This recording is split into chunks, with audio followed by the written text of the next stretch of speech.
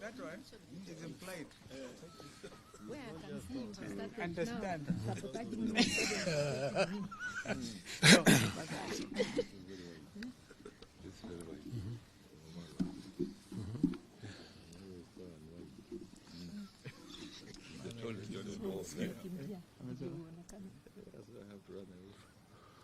Are you ready? I can see nobody raising objection. Okay. Ready? Okay. Ulikuwa wapi wewe? Cutaways. Ah, okay. Okay. So put on your best smile. I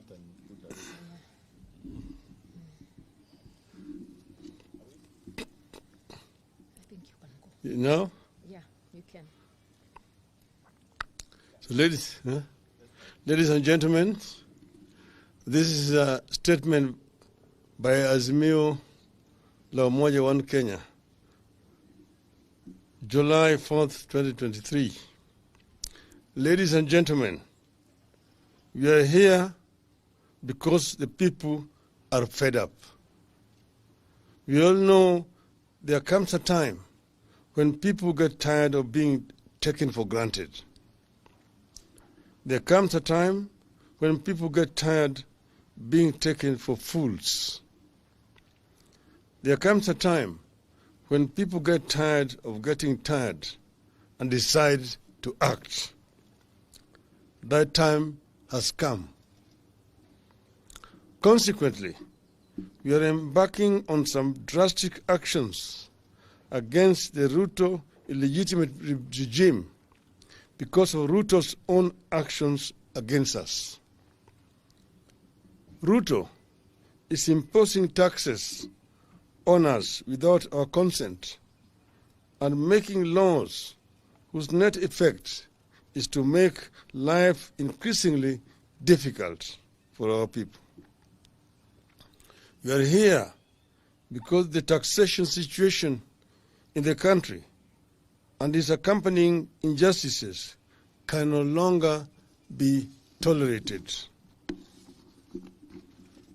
Ruto has even removed subsidies on fuel, unga, electricity, and even school fees, while giving subsidies to helicopter owners and using our money to finance lavish lifestyles of his allies. It has become clear that we are dealing with a dictator who also has no respect for wananchi. Ruto has become a heartless tyrant. We are determined to get this situation corrected. Therefore, we are here to announce that our Kamkunji meeting is on in Nairobi this Friday, as we had announced. But it is not just a Kamkunji in Nairobi, but a Kamkunji across the country, where this third liberation will be launched. On that day, 7th July 2023, that this coming Friday, among other activities, we will launch a signature collection to signify our rejection of Kenya Kwanza illegitimate regime and its policies, especially the punitive taxes. As we speak, fuel, food, fare are all going up in prices. In fact, fare is already going up by 30%. Fellow Kenyans, as a people, we are not given to suffering in silence. We don't kneel before dictators and beg for their mercy. Even the few who do still suffer humiliation and even death. So we fight. We express ourselves loudly and clearly on issues affecting us. So we have got to fight, and that fight begins on this Friday. We need unity now more than ever, United, we can get many of the things that we not only desire, but which we justly deserve. From Friday, let's proceed with bold determination that we are going to stick together. We are going to work together. Let us stay with this fight until the end. We abhor violence. By embarking on pickets, protests, tax boycotts, and civil disobedience, we are not in any way advocating violence. We have never advocated violence in the past. We will never advocate it now or in the future. We believe in the law and the rule of law and will act within the law. But only weapon that we have in our hands is our sovereign power to picket, to protest, boycott, and embark on civil disobedience. And we begin this on Friday, July the 7th. And fellow Kenyans, we want you to know that we are right, we are not wrong. By resorting to civil disobedience and protests, we can't be wrong unless the law itself is wrong. The same law that sets up the governments and its institutions like parliament, the courts, the police, etc., allows us to picket, to protest, and engage in boycotts and present petitions. We are not wrong. We are acting within the law, and we expect nobody to frighten us. We must never be made to believe that we are wrong when we protest. And Martin Luther said, and I quote, that is Martin Luther Jr. He told us, now it means sacrificing. Yes, it means sacrificing at points. But there are some things that we've got to learn to sacrifice for. And we've got to come to the point that we are determined not to accept a lot of things that we have been accepting in the past. Unquote. As a country, we are at that point. We invite all our people to prepare to join the Kamkunji in Nairobi and in different other places across the country on Friday. I want to repeat that it's not just in Nairobi. It will be in other centers across the country, and the names are going to be announced shortly. Thank you, Kenyans. Let us meet in Kamkunji and other parts of the country for the Sabasaba of our lifetime. Thank you.